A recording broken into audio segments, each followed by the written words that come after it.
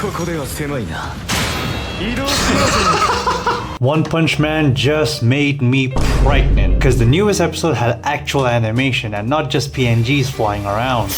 Yeah, the cope is paying off. With Atomic Samurai scene and now Flashy Flash's fight, they just might actually pull off a Blue Lock season 2. But was it enough to redeem the entire season? Did it actually make a comeback, or is it just more come on my back? Let's talk about the episode. So episode 8 starts off with Darkshine's back muscles morphing as though it was alive, and a bunch of S-class heroes approaching towards the Monster Association's hideout. And then we cut to actual animation? What the f? And it looks good too? We One Punch Mans are finally eating something edible, cause look at this. This is beautiful. I think One Punch Man just might have a comeback of the century.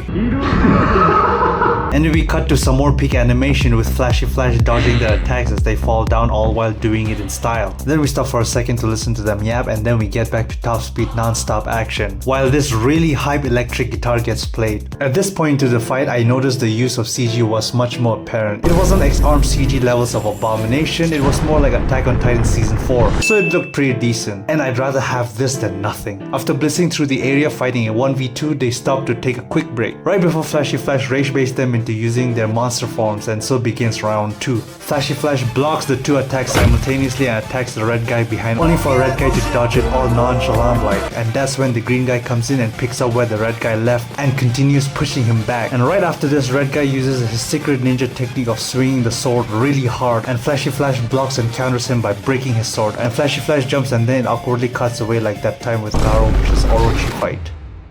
This time it wasn't as jarring, but I would have liked a transition or something. But beggars can't be choosers. And it was right around this time you could hear JC Staff's budget being burned through the ground, cause right after Flashy Flash rage baits them yet again, they go full speed blitz yet again, and the green guy makes sure Flashy Flash really feels that knee and pushes him back, and Flashy Flash jumps back again for the counter, and green guy grabs his sword, kicks him, but the dodge was too f***ing smooth. And red guy attacks from behind and boom! All the fighters speed blitz one more time, and the two finally get an upper hand after Flashy Flash loses his sword and beats him up like he owes them money. And then Flashy Flash gives them the Chun-Li special, and then finishing the fight in a flash, looking like he knows Bandai Namco and JC Staff always has his back. And then we get back to our regular scheduled program of bare minimum animation and neon colors. This was arguably the best fight in this season, but it doesn't help that the bar is so f***ing low that this fight, which at best was a 7 out of 10, felt like finding a glass of water after being stranded in the island for 8 weeks.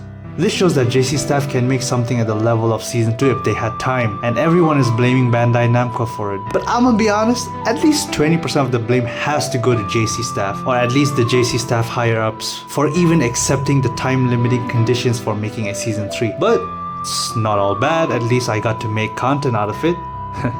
Subscribe if you enjoyed this video, and do comment on what your thoughts are on the newest episode of One Punch Man. Till next time, see ya.